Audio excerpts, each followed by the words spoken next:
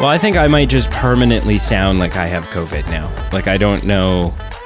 It's been 2.5 weeks, 3 weeks, and I've still got this, like, nasally, phlegmy... A little bit of a rasp. Like a rasp. And it's like, and there's still, like, stuff in my system. It's It's so gross. It's so gross. Maybe when you do finally get over it, you'll be a big boy and you'll have, like, a deep, sexy... radio voice that I'll be like enhances everybody. Yeah, so I don't know what it is. Maybe if I ditch this milkshake diet I'm on, but we'll see. I don't know. But hello and welcome to the Movie Men podcast. Hello. Am Brady, and I'm Carl. Yeah, and we are affectionately referred to as the B Team. Yeah, there it is. Yeah, something that when you first said it, I was like, but it's growing on me, I think. So if we're the B Team and you and Pete are the A Team, what do we call ourselves when we're all together? The Alpha, the Omega Team, the Omega? Yeah, I like that. Yeah, we'll work on it.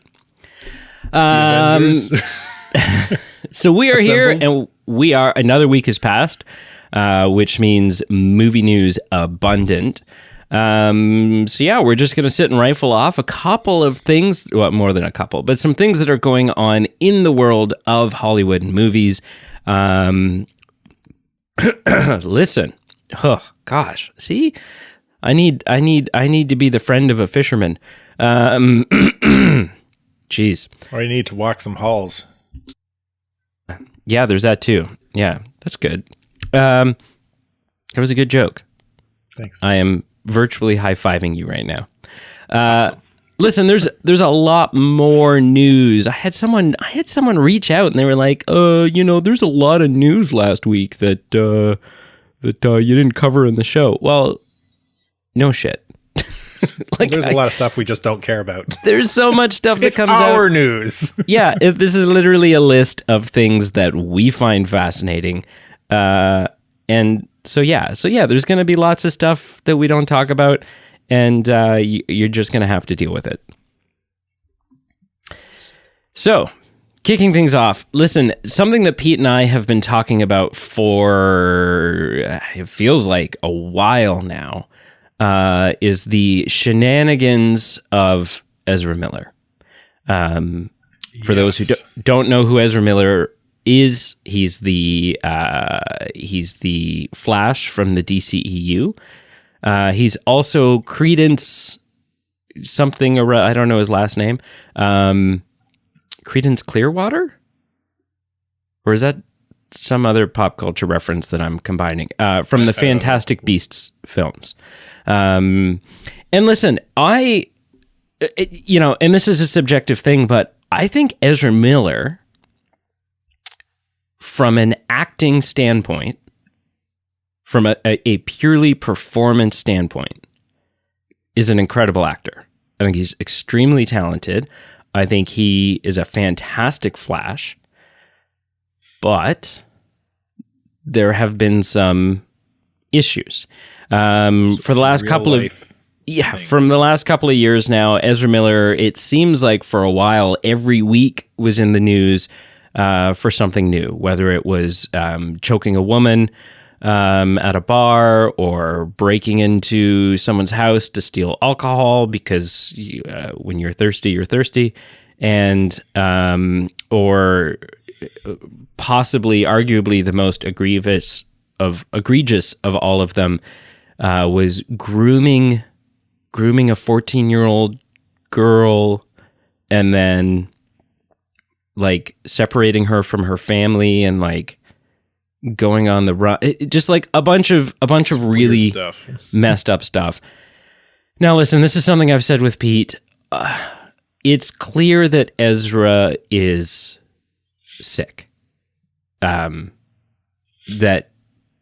he has something mental going on, and that that they need help.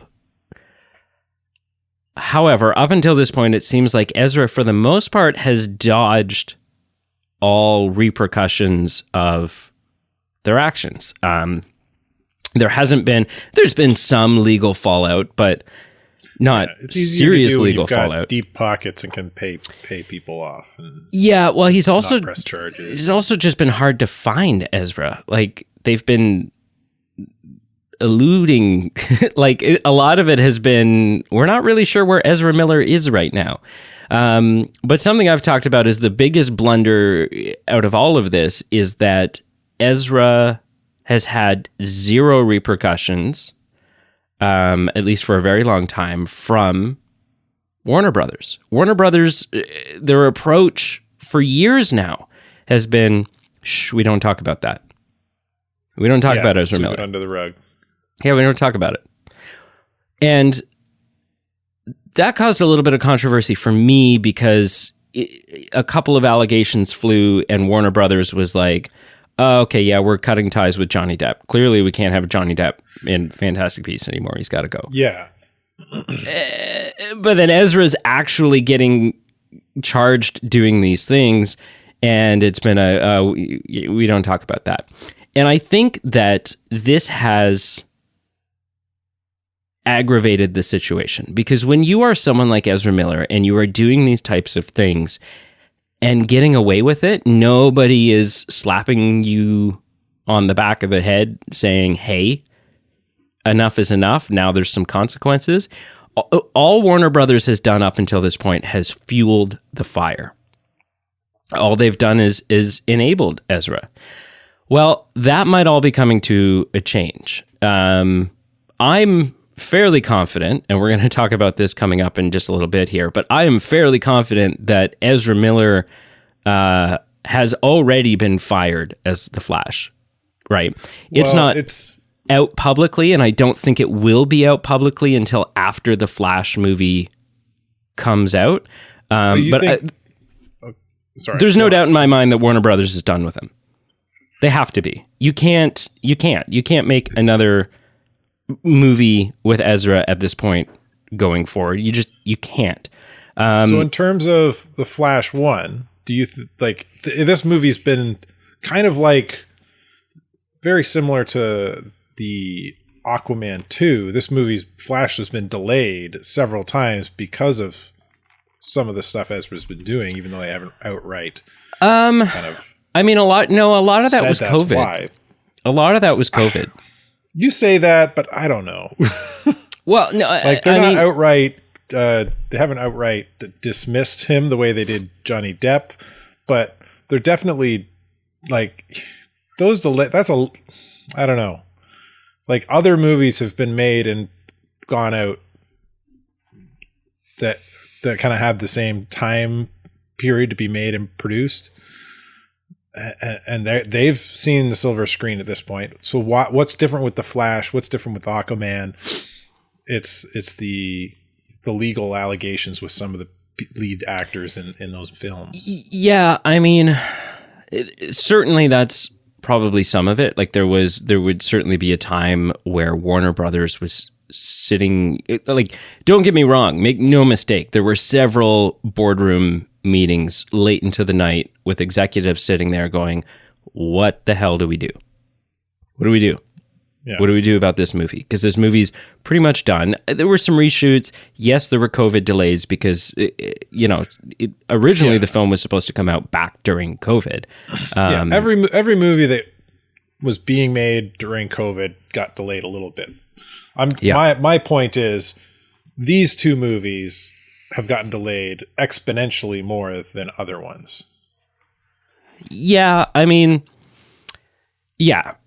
And some of that is like, it's hard to know if that's sort of like an MCU thing as well, where, if we're delaying one, well, we kind of need this one to come out before that one for story reasons and so on and so forth.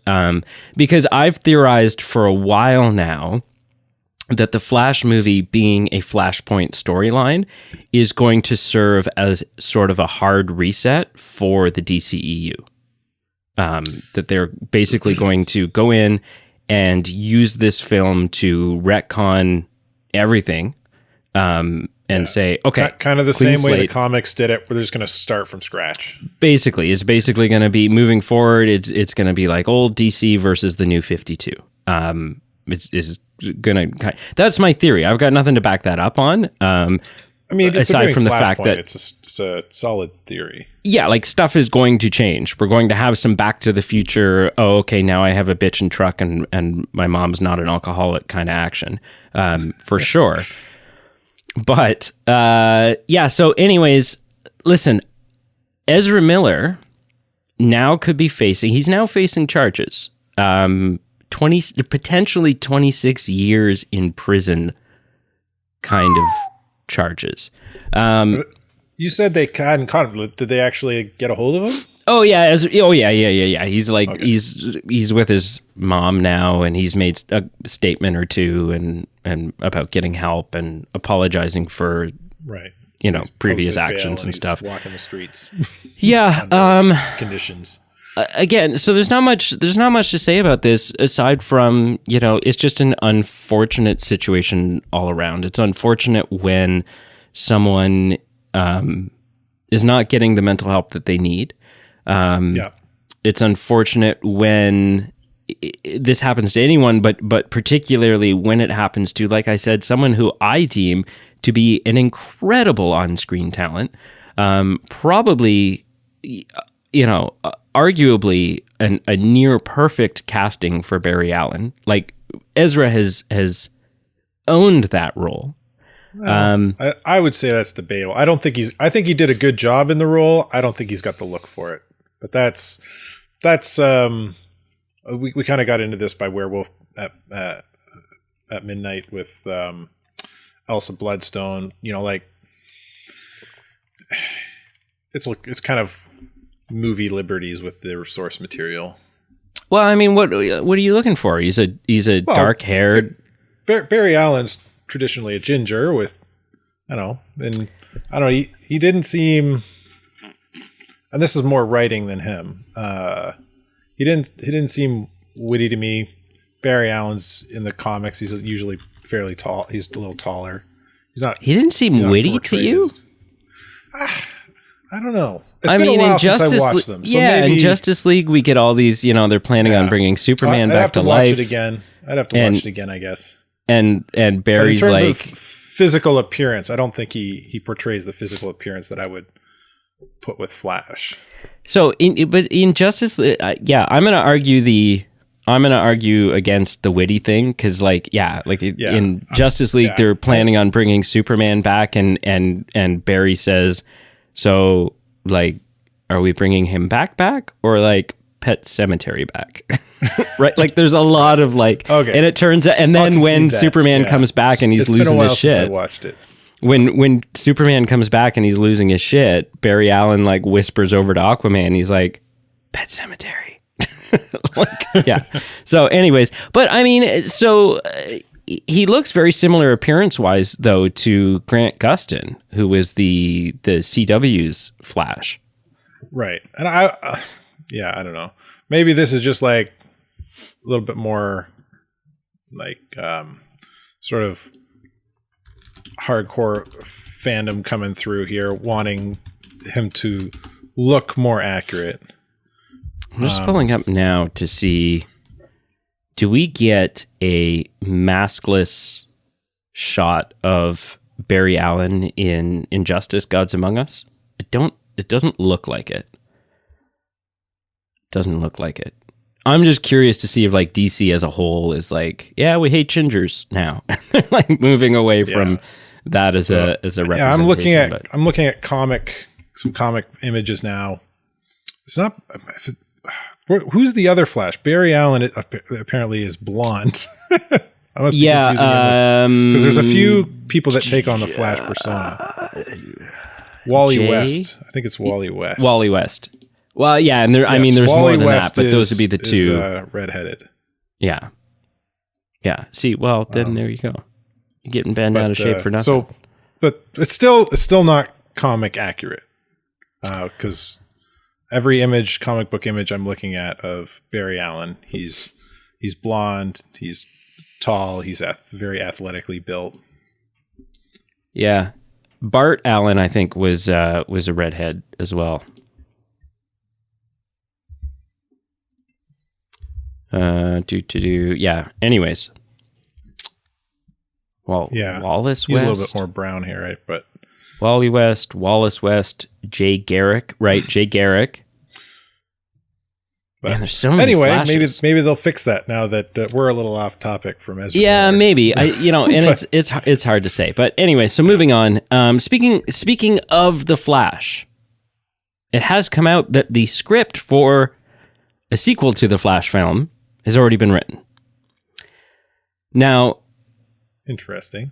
This doesn't surprise me because regardless of all of the drama surrounding this Flash movie that's coming out, the one thing that everyone who has seen it has agreed on is that it is a really good movie.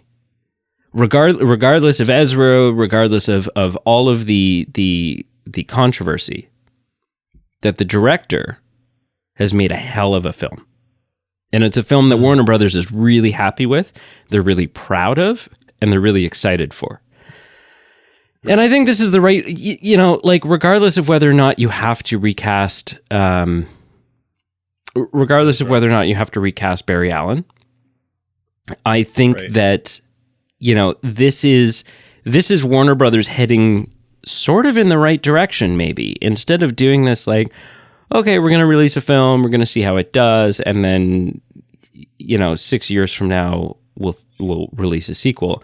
This is maybe them starting to take a step in the right direction and understanding that, hey, we have a hell of a film, we're planning on making a sequel, so let's get off our asses and get ahead of this thing and at least start planning where we're going next and commission a script.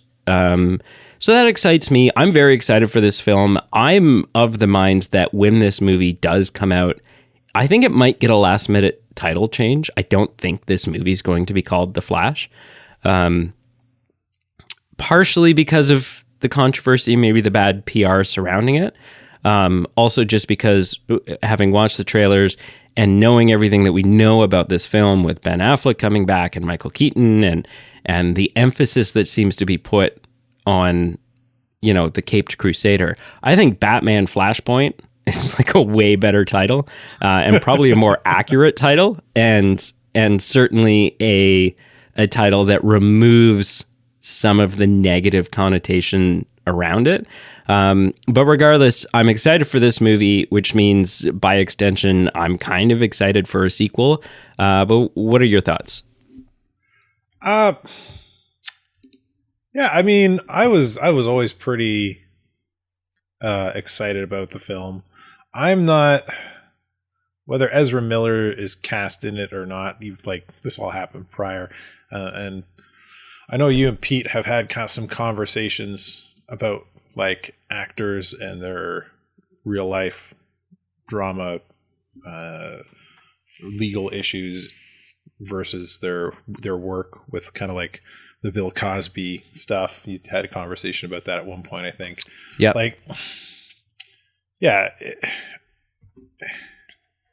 At some point, and I alluded to this a little bit in one of our other movie episodes, but about how actors need to remove themselves from kind of social media, kind of get their heads out of their butts and just focus on the craft rather than the attention that comes with it. I am excited about it. The Ezra Miller stuff, I don't think it's going to weigh too heavily on me. I'll try not to think about that going into it because doing that just ruins the watching experience. I'll be honest with you. Sense? I'm going to walk out of this film and I could go sit and watch this film 3 times back to back to back in the theater and walk out of it and turn and look at you and say, were there people in this film other than Michael Keaton?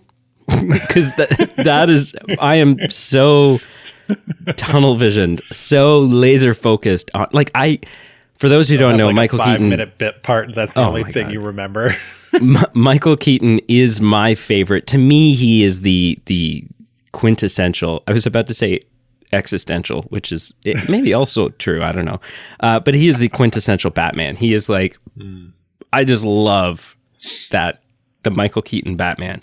So the fact that he's back is like, I don't know that I'm even going to be able to wrap my head around it until I finally see him on the screen.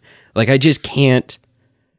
The fact that we are living in a world where the original Ghostbusters were back on screen, and Michael Keaton is coming back and there's another one. What was the other one? And that we might be getting Brad Pitt's production company. What is it? Plan B or B? So, anyways, they've bought the rights. I think it might be. Anyways, they've bought the rights and they are getting into production on a sequel to Beetlejuice that will have Winona Ryder and Michael Keaton. Like, all of this stuff, it just blows my mind. A lot of people are bent out of shape about these like legacy sequels that we're getting. Right. To me, it's like whatever. Like, just give me. I've never turned down a sequel. I've never turned down a reboot. I've never turned down a remake because it doesn't matter.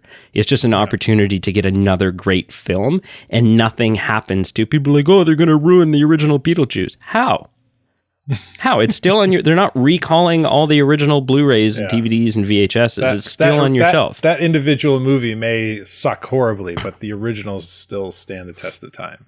Yeah, the female Ghostbusters ruined Ghostbusters. I've watched the original two Ghostbusters since, and they're still as good. I'm with you on that. Like that, especially like using that Ghostbusters analogy. Like, it didn't ruin the original two. It just ruined itself. Yeah, exactly. You're either going to have a great movie, in which case, awesome. Like, remake everything. Nothing's off the table. Honestly, even my favorite properties. Remake Back to the Future.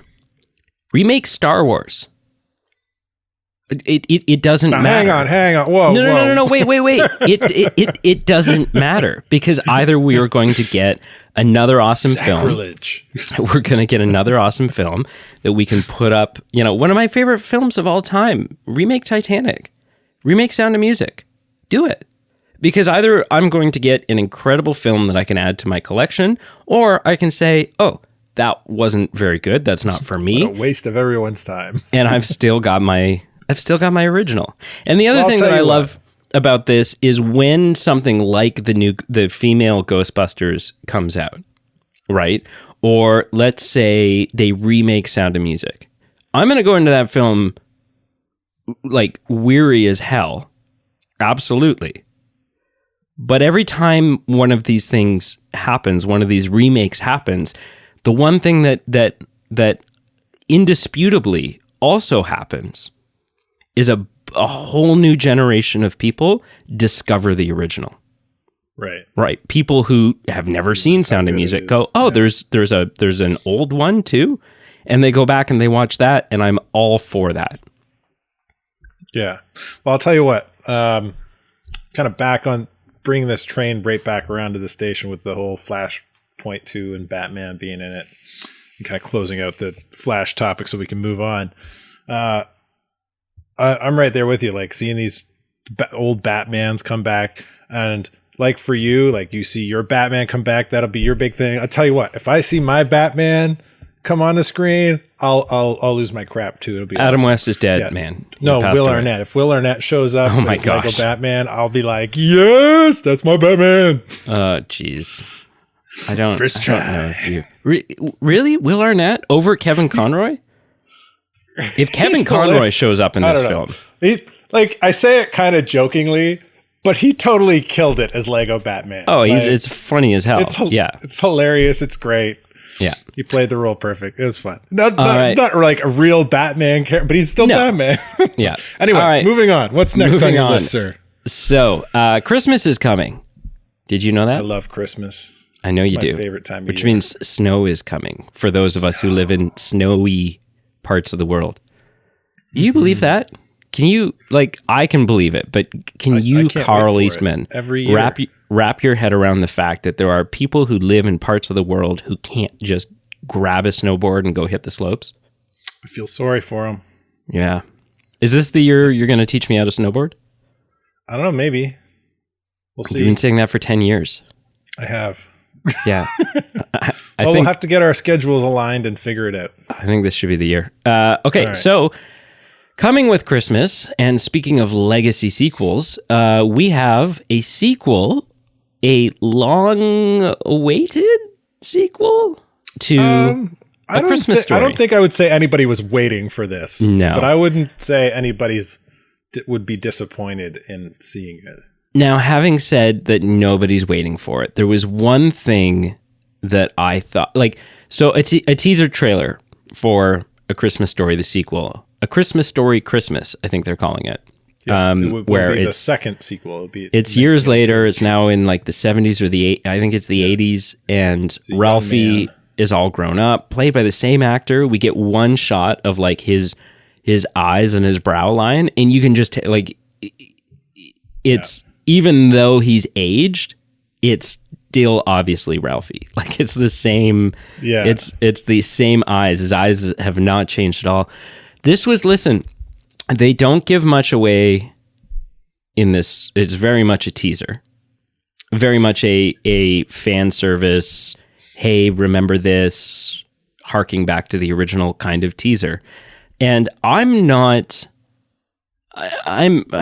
wouldn't say lukewarm, but the original is not one of my classic go-to Christmas movies. I've seen it certainly a couple of times, and it's fun. But it's just not. It's not one that I like grew up with as a Christmas staple. But I'll tell you what, watching this teaser was a little bit of an emotional experience for me. Mm-hmm. Because you know who would have been all over this? Your mother? What? Why you got to bring my mom into this? I don't know. You're asking me who would love this.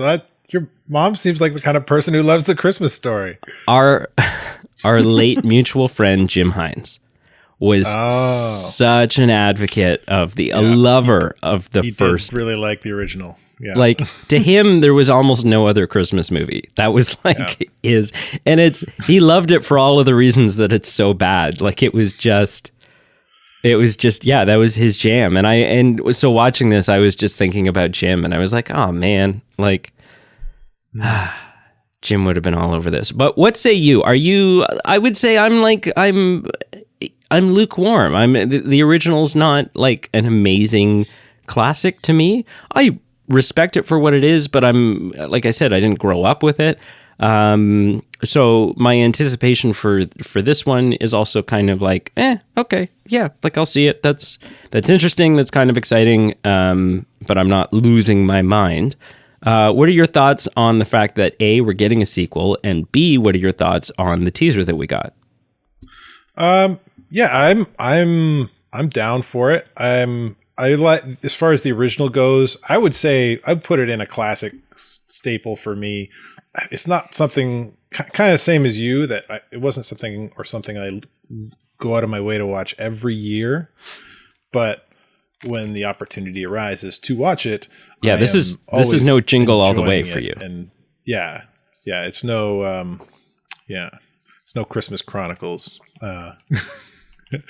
But no, it's I really enjoyed the original as a kid. They made A Christmas Story 2. I'm just looking at it now. When was this made? Where's the date on it? In 2012. It's a different actor and stuff though, right? Like yeah, the guy who plays Ralphie is a guy named Brendan Lee Masters. Like it's supposed to be set when he's a teenager. Yeah, like close after. It's all about him getting his first car, Ralphie getting his first car. Yeah, I haven't seen that one. Have you? Teenage years, kind of teenage storytelling. I have. I wouldn't say it's as good as the original, but it hits a lot of familiarity notes with kind of the thing he wants is a car, where in the original, the thing he wants is a Red Ryder BB gun. And in both, he ends up getting both of them. And they're both good. The original is definitely better. So coming back to the story for a third time, this time where he's an adult, I'm assuming he's probably going to have his own family. So we're going to kind of see the Christmas drama unfold, where now he's the father of a household, and it's the original actor. Yeah, I think I'm down for it, and I think I'm looking forward to it. And like we hinted at at the beginning there, like, I don't think it was anything that anybody was looking forward to. Oh, I'm sure someone was, but because it never sets itself. Few. They never set themselves up for a sequel, right? No, it's a nice tidy end each time. But that being said, now that it is being made, yeah, I'm interested. Do you think they'll do what the Halloween franchise did and basically ignore? Like, do you think they'll, in continuity standpoint, they'll just make this sort of a direct follow up to the first one and ignore the one that came out 10 years ago? I don't know. I mean, I haven't seen the one from 10 years ago. I hope they don't. I hope they don't. It doesn't, like, looking at this very short teaser, we get a little bit of a span through an attic, things that have been tossed up in the attic and they're all things from the first movie. So yeah, they might, but I hope they don't. Yeah. Cool. All right. I'll probably find myself going back to watch the first and second one before I watch the third one, just to kind of see, yeah. That's what it does. These sequels come out and it just draws people. Are like, oh, cool. Like, yeah.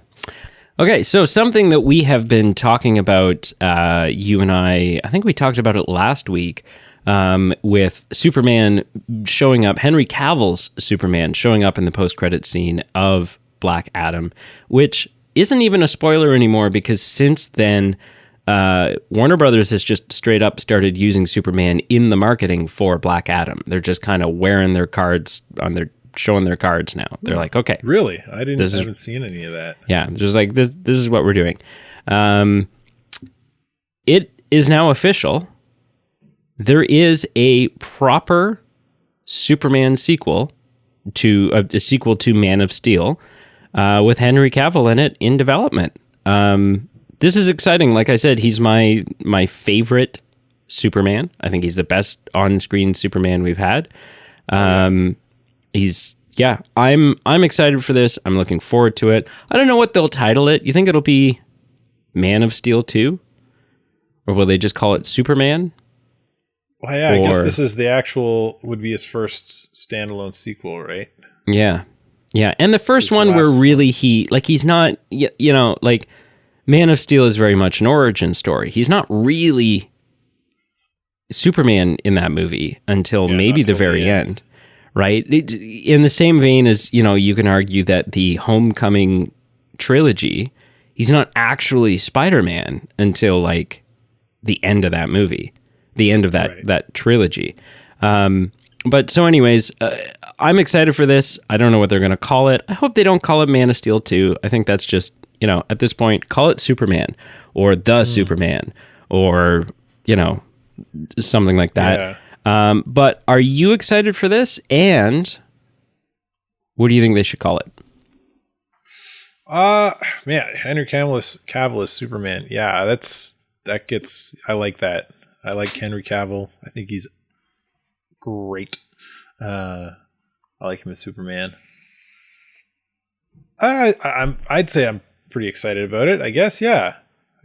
As far as what they call it, man, I guess that depends on what of the many story arcs of Superman they're going to run with. Well, I have a theory, because I think this film, the announcement of this film, also solves an issue that we were having last week, which is how do you, because The Rock has said, we are working towards, you are going to see Superman and Black Adam team off against each other. And we were like, well, how do you, like, when? And how do you do that? Because we now have Black Adam and we now have we have a Black Adam 2 on the way. And we have Shazam 2 on the way. And in Shazam 2, we don't have Black Adam going up against Shazam. Yeah. And if Superman is going to be the antagonist of Black Adam 2, then we're not going to have Black Adam and Shazam going up against each other in that. But I think this makes perfect sense now. I think what you do is you make Black Adam the antagonist of the Superman sequel, and then you throw Shazam into Black Adam 2. Let's make it a team-up movie. No, not necessarily. I pitting them against each other, right? So you have Man of Steel 2 with Black Adam fighting Superman, and then in Black Adam 2, you bring in Shazam as the I see what adversary. I thought you were saying bring them all into this one film. No. Too crowded. I don't know. I wouldn't say that. You've already laid all the groundwork for the base character development for all the three characters. You don't need to do kind of any of that introductory character development that takes time and to kind of let you understand the character's means and motives and abilities and all that stuff. That takes like a third of the movie. So you could easily have all three on screen at once fighting and teaming up and kind of, one of the last week when we talked about Black Adam and the DCU, I mentioned how I thought they should just fire the entire writing team and hire the animated team that's been doing animated film works for the last 2 decades, because their stories are all overlapping. It's all the same voice actors and kind of Batman, Flashes, Superman characters going through, and they're all amazing. And in one of those, it's Flash versus Superman, or sorry, not Flash, Shazam versus Superman versus Black Adam. And it's kind of this weird, in the story, Superman runs into Shazam, and Shazam is a young kid, and he's not crime fighting very effectively, and he's got a lot of collateral damage, and Superman and him kind of go to toe-to-toe for a little bit, because Superman's trying to stop him from causing collateral damage. And then Black Adam shows up, and now all of a sudden the two end up teaming up together to take down Black Adam. Yeah, I mean, I think the only reason you wouldn't do this, right, like, I think you could go there eventually, but I think, I think Superman fighting Black Adam is so exciting because Black Adam is potentially one of the few worthy, like, it's so difficult to make a Superman property because it's difficult without just throwing kryptonite in every time. It's hard to find worthy adversaries to Superman. Superman is so overpowered that his rogue stable's kind of so it's exciting to have Black Adam in there because you're like, okay, this is a battle of the gods. Like, this is a worthy fight. Right. Having said that, I also think that you wouldn't want to have Superman in a film that is Black Adam's first introduction to Shazam, because that is, again, that would be like, it's just such an important relationship between Black Adam and Shazam that I think you really kind of want to focus on that, right? It'd be similar to, like, building this universe, being like, okay, we have a Batman, we've done a standalone Batman movie. We have a Joker, we've done a standalone Joker movie. Okay, well, now it's time to have the two meet in a film, but we're going to throw Mr. Freeze in there as well, just as, like, another player on the field. And it's like, well, no, like, can we let's just focus on the interaction, the rivalry between these two, it's not just like, it's not like a Black Adam film where you're going to bring Aquaman in and, let's throw Wonder Woman in there as well. This is Black Adam and Shazam. This is the yin and yang. These are this is Spider-Man's Green Goblin. This is Batman's Joker. This is, this is Green Lantern Sinestro Corps. I gotta pause you there. Shazam isn't traditionally part of Superman's rogue gallery. The fact that he's magical and he's Black Adam, really strong, makes him a good challenger for Superman. But the way you're presenting him as being like his black to the black to the white kind of Black Adam and Shazam, not Black Adam and Superman.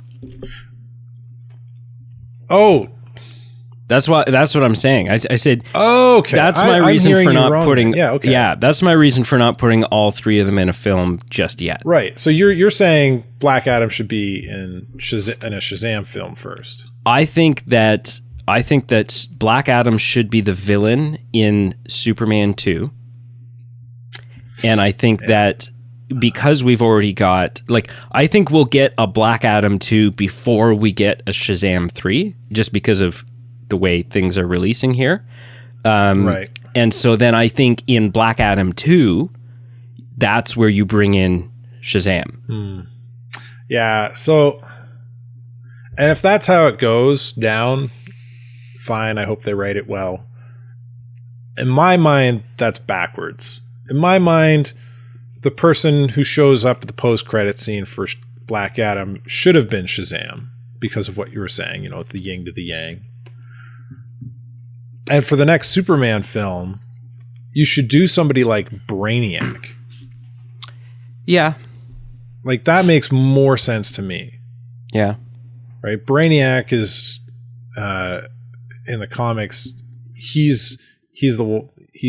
ends up, he's got like a piece of Krypton. He likes to go around the galaxy collecting pieces of civilizations, shrinking them down and keeping them in fish bowls essentially. And he's in the comics, he's one of Superman's yings to the yang kind of thing. Outside of Lex Luthor, he's one of Superman's arch nemesis. From a storyline comic book standpoint, I agree with you. From a Warner Brothers is drowning, and new leadership has taken over at Warner Brothers, and they're correcting ship, and they're fixing things, and they're trying to get back on track from a business standpoint.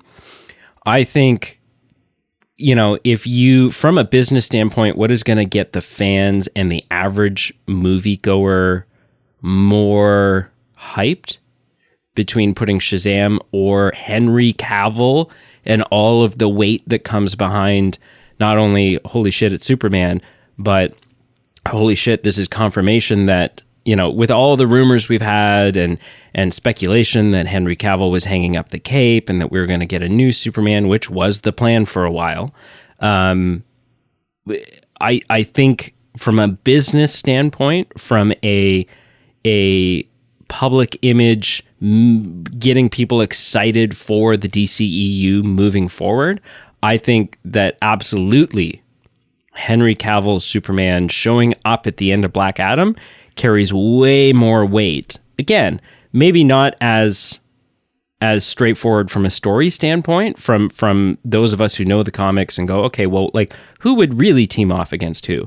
But from a get everyone excited, break the internet, cause a lot of hype standpoint, between Superman and Shazam, putting Shazam in the end and not Superman would have been a misfire. Absolutely. See, yeah, this is where I disagree. That decision, to me, the way you're explaining it sounds like it's based more on the hype the actor can bring than the story you can tell. Sure. And sure, Dwayne "The Rock" Johnson as an actor puts butts in seats no matter what role he's playing. Yeah. But you can bring the best star power to the screen, and if you've got a horrible writing team, that movie's going to tank. Oh no, I agree. We're talking about who should have shown up in the post-credit scene. And I think Warner Brothers is in a position where they know that they need to get people excited about the DCEU again, because they know that it's been floundering.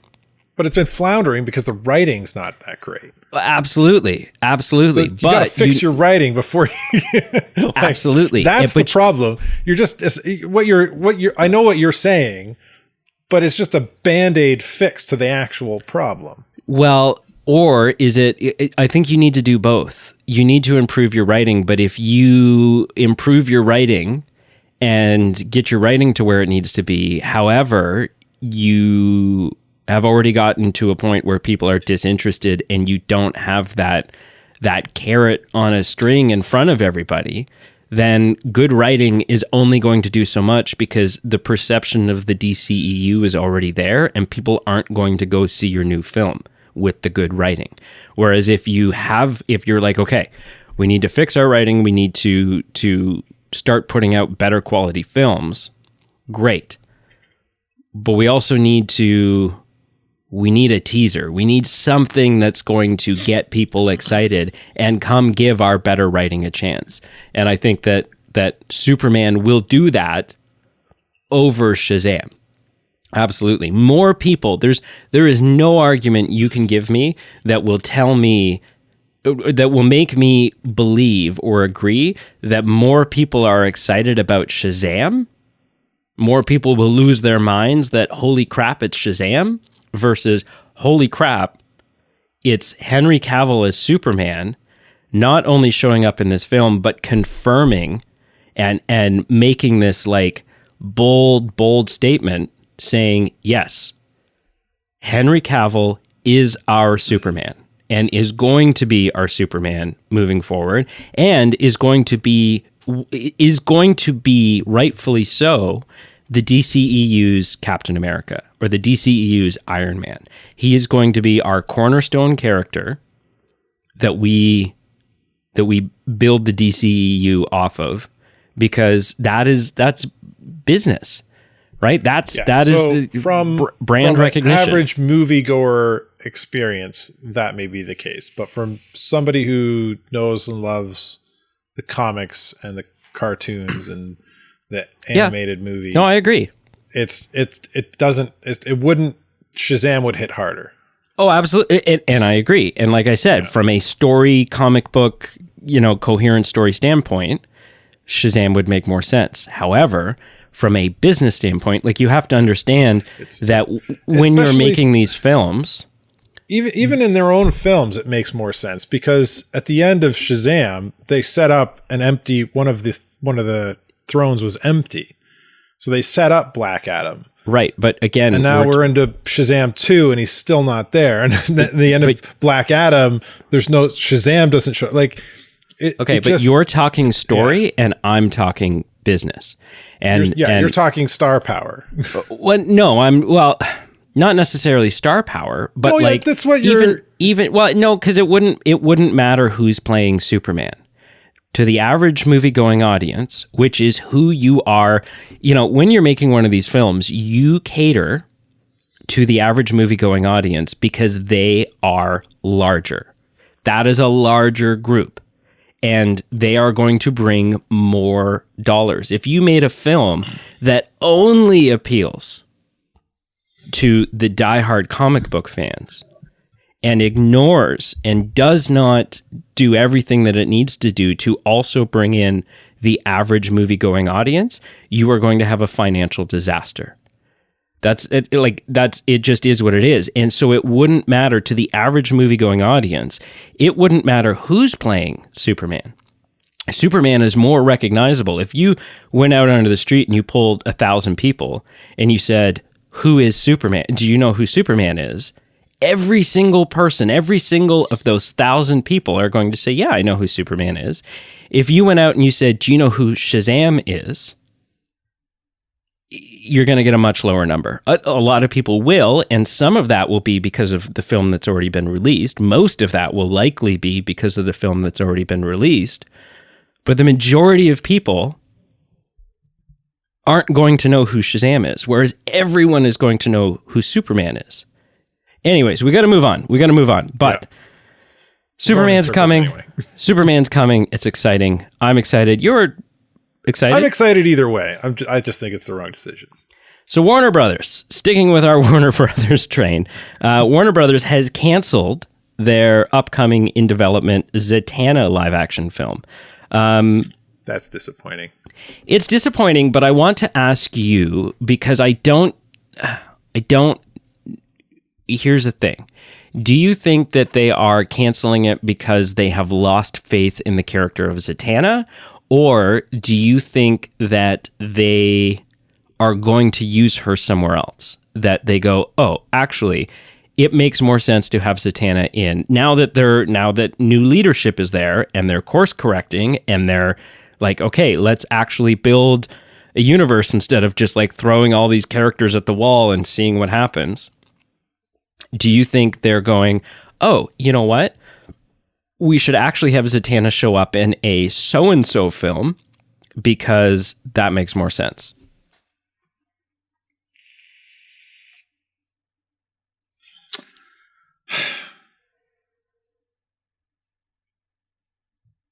I think... I was going to say, are you pondering? What's? Yeah, I'm pondering. Yeah, you pose a good question. She's not like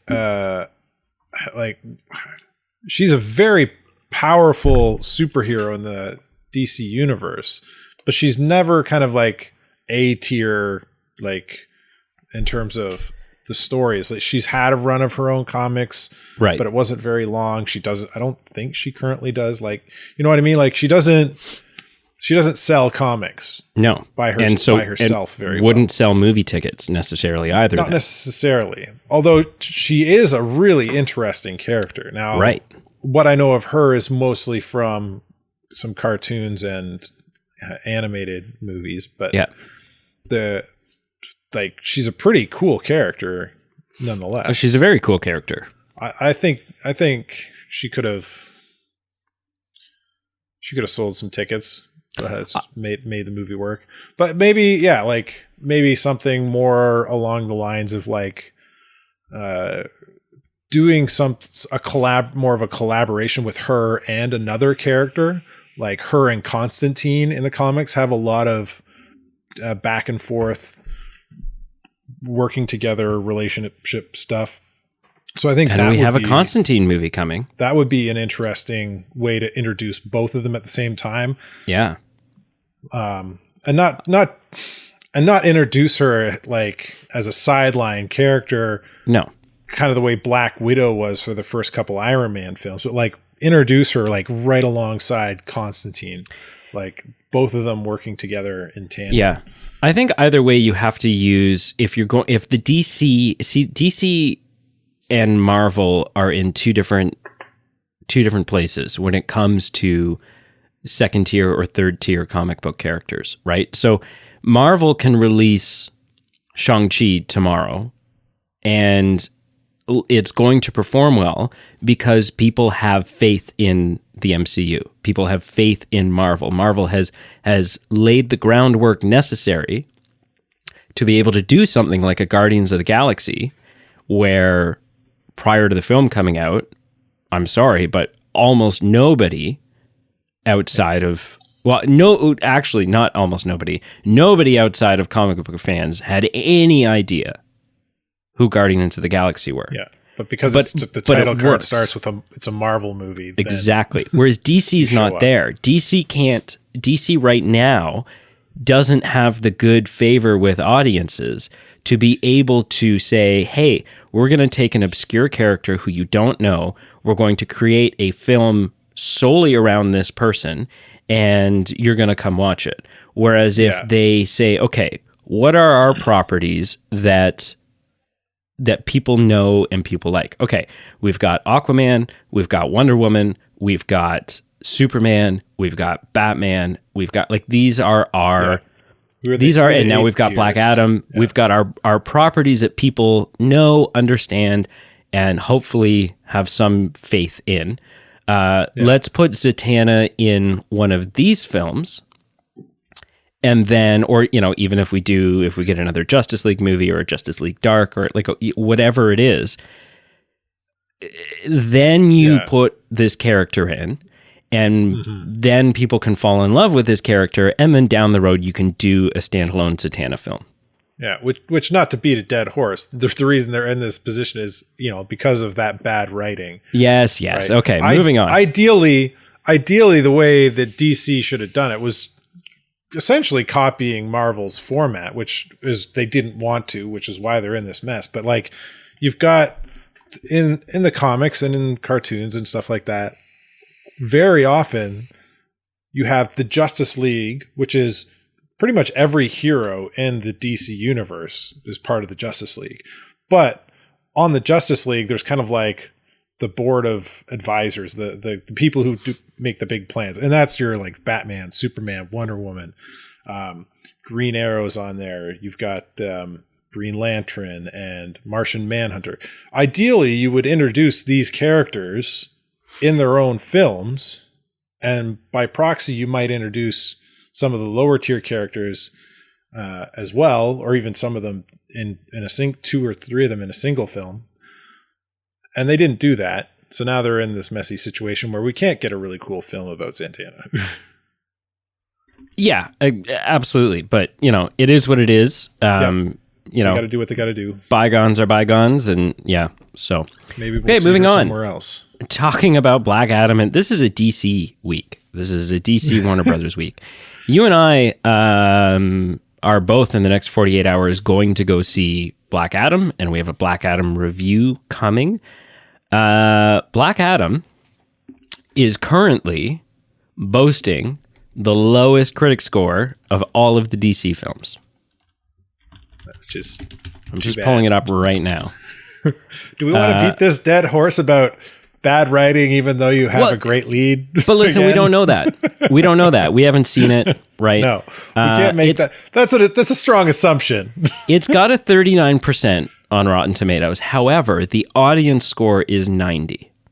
Oh, really? So we could, you and I could come out of this film loving it. Critics don't understand it, and yeah, we could come out of it loving it. I'm excited for it.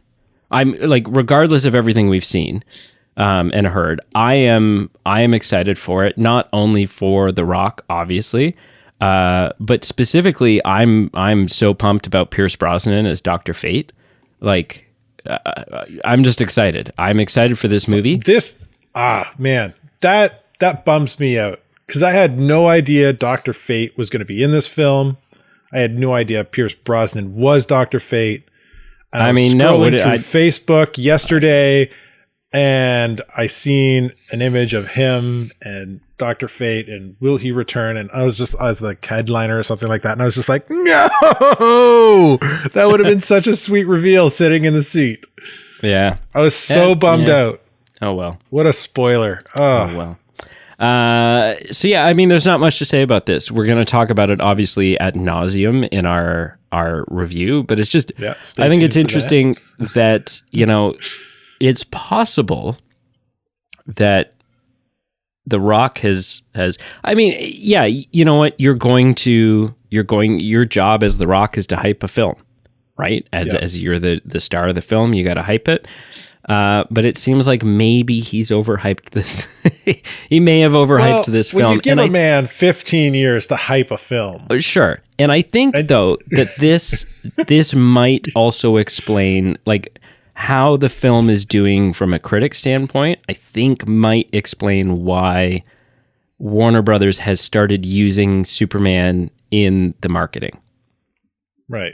Right. Just to be, look. Drop people to the seats. Yeah, we got, you know, we get it. It's not that great, but we got your Superman. So come see it for the post-credit scene. I don't know. Like I said, I could walk out of this film loving it. This could be my favorite DCEU film of all time. We won't know. I'll be going into it with an open mind. Yeah, absolutely. Okay, moving on. Over to Marvel. We gotta throw a little love Kevin Feige's way. Now, listen, one of the biggest fan theories throughout the entire WandaVision series. Not just WandaVision. It's come up in almost every show I've seen since Yeah, people but do breakdowns. specifically, like it really started with WandaVision, Yeah, where it was every very week it was like, heavy. oh, Mephisto. What if it's Mephisto? I bet you it's Mephisto. Oh, I think he's not actually Quicksilver. He's probably Mephisto. And it was just this like ongoing, relentless It thing. started there, moved into Doctor Strange's Multiverse of Madness. Almost every DC property or Marvel property. We talk so much about DC, I'm getting them mixed up. We've talked after WandaVision, almost every Marvel property, there's been some kind of like somebody was able to pull something out that, hey, this could be Mephisto. Yeah. Now listen, Mephisto, again, one of those niche, not many people, the average person who knows about Spider-Man and the Hulk and Captain America, they haven't got the wildest inkling who Mephisto is. And that's okay, because this is Marvel, it's the MCU, they can introduce whoever they want, and we're going to go see it. Now, rumors started circulating a little while back that Sacha Baron Cohen, Borat and, Borat it was in talks, was having conversations about potentially playing some sort of character in the MCU. Well, these are reports. I don't even want to say reports. These are rumors. These are reports about rumors. So take all of this with a grain of salt. But the current rumor, which seems to have a little bit of weight and traction behind it, is that he is going to be in the MCU and that he is going to play Mephisto. Now, if all you know about Sacha Baron Cohen is that he is Borat, then you might be thinking, this guy's a total goof and a clown. If you've seen him in things like Les Mis and Sweeney Todd and many of the other films that he's done, you'll know he's actually a very talented actor. He's extremely talented. He's very capable. Very capable. I think he's got the right mannerisms, the right sensibilities. I think this could be an excellent casting. If you got to bring Mephisto into the MCU, then I think Sasha's a great choice. And if you have to bring Sasha into the MCU, then I think Mephisto's a great choice. So I'm all for this, but what are your thoughts? Yeah, I think Sasha's one of those actors who's just, they're a chameleon in terms of who and what they can play on the screen. Like he can turn into whoever he wants to be for a film. So much so that he could be unrecognizable as Mephisto, and not just because he's covered in makeup and red, right? But because his acting skills are that top tier. So I think it's great acting. A great choice, and I think he could nail it. Yeah, and hopefully he will. Hopefully we'll get to see that. I imagine there'll be a little bit of CGI enhancing. It probably won't be all just, probably won't just all be makeup and prosthetics. It wouldn't need much. The images that come to, like, I'm not searching it right now, but the images in my mind of Mephisto is he's very humanoid in form and shape. Yep. He's just got big spiky black hair and I think the only thing you'd have to do is CGI his eyes, because in every interpretation of Mephisto I've seen, he's got like those white glowing fiery eyes. Yeah. But that's an easy thing to do. I think you could get away with not even doing that. Just some kind of contacts to make them look creepy, even off colored, like a red or a green or something like that, or goat shaped. I don't know, I think he could nail the part. I think it's a good casting choice. All right. And our final topic, staying in the MCU, is the trailer for Ant-Man and the Wasp: Quantumania has just dropped, like literally just dropped. And I mean, it's Ant-Man. It's Paul Rudd. It's Evangeline Lilly. It's Michael Douglas. And now Michelle Pfeiffer. So I'm excited for this film. Bill Murray's in this. Like, it's exciting. Ant-Man has become one of the more beloved MCU properties for sure. I think the first one sort of surprised a lot of people. And as you know, as a character, he's performed better than a lot of people would have imagined. So this is really exciting. The one worry that I have. So we are, you know, if you haven't seen the Kevin Feige sort of like roadmap for the MCU moving forward, we are building towards, you know, at the end of Phase 6, we're getting 2 Avengers films, and one of them is titled Avengers: The Kang Dynasty. So we are moving towards Kang, right? Kang was introduced in the end of the Loki series, and we've gotten a couple references to him since. Here's the thing, though. In this trailer, I think that this film needs to do a lot of heavy lifting in terms of, like, yes, we've introduced Kang, sort of. I think this film needs to actually introduce Kang, because Kang shows up in the trailer, spoilers, but I don't think that, like, if Kang shows up in this trailer right now, if he shows up in this movie and is in there in the capacity that we're all supposed to know who he is now, like we're all, you know, we're just supposed to see him, like he's in the trailer and there's not really any explanation for who he is, and in the trailer it's supposed to be like this kind of moment. I don't think Loki, he's not referred.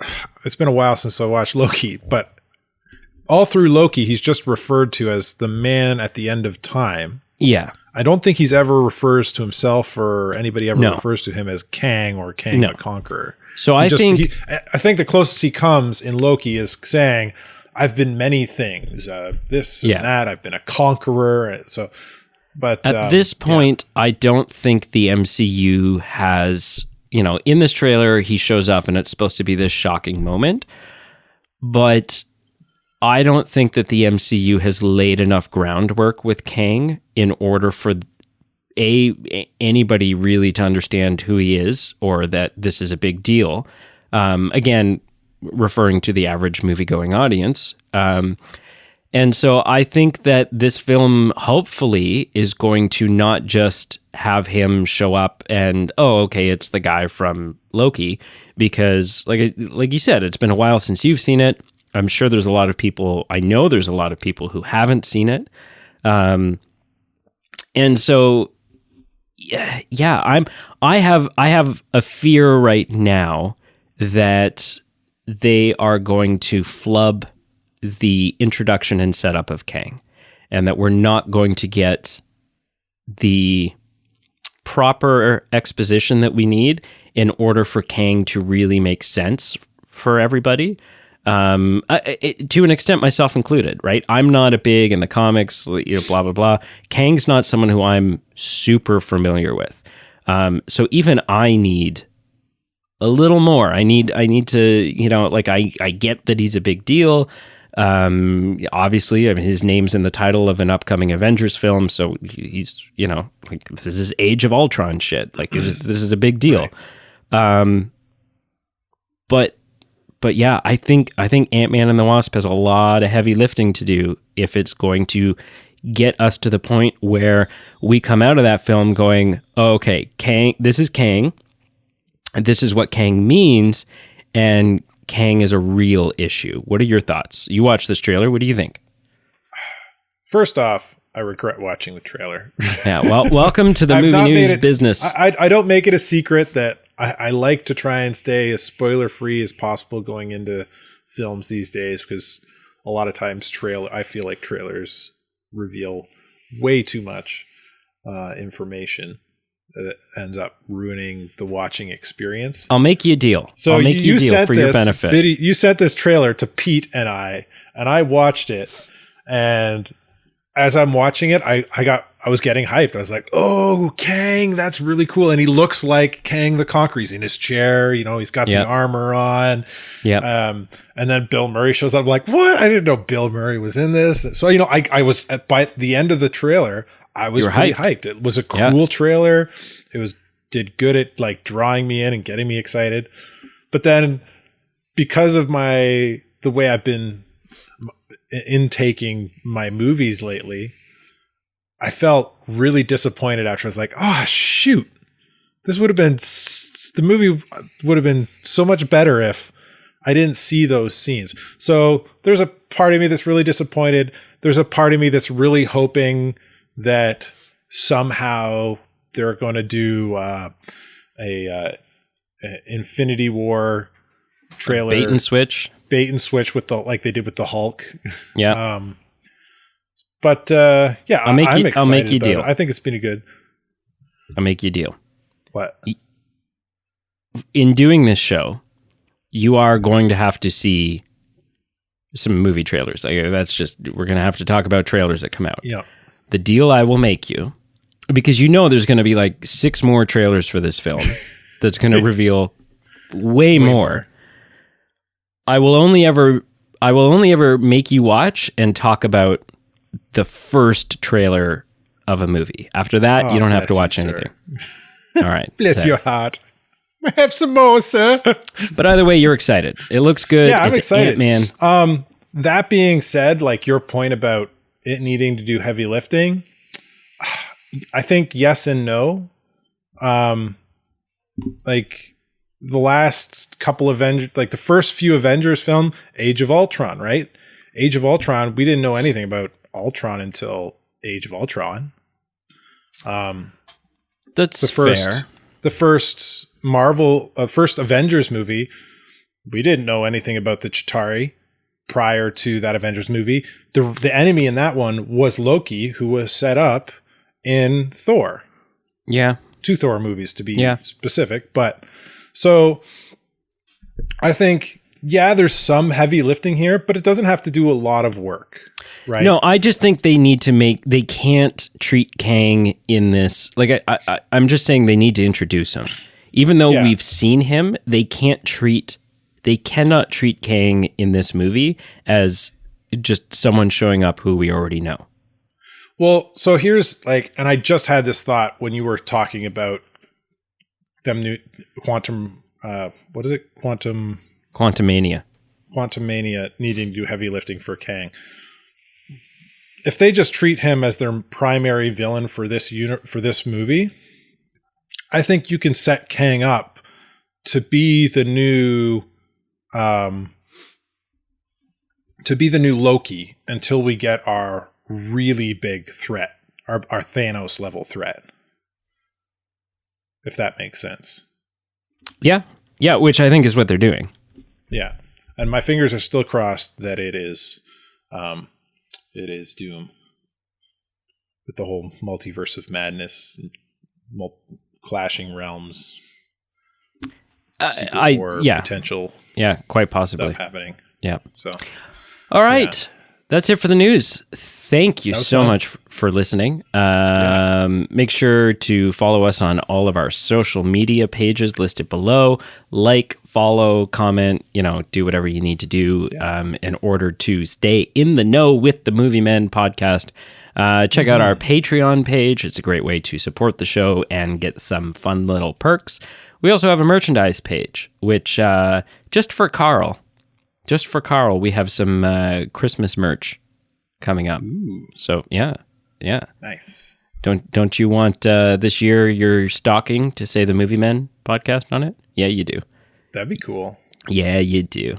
All right. Well, sir, until next time, when we will have seen Black Adam, and we will be able to either say we don't know what the critics are talking about, or sit and cry. You know what? Here's why I think there's hope for us with Black Adam. Because there's another film that the critics panned, and you and I adore. We saw it together in the theater, and you and I thought this was like nonstop awesome from start to finish, and the critics hated it. And that's the Disney movie Tomorrowland. Oh yeah. You and That I was love so Tomorrowland. good. It's so good, and the critics hate it. So you know what? Maybe You know, another great thing about Tomorrowland was their advertising. Oh my gosh! Now we're talking about I didn't even have to Tomorrowland. worry about spoilers. That I they regret did such a it was so good. Yeah. All right, sir. Anyway, have a Shazam! I don't know.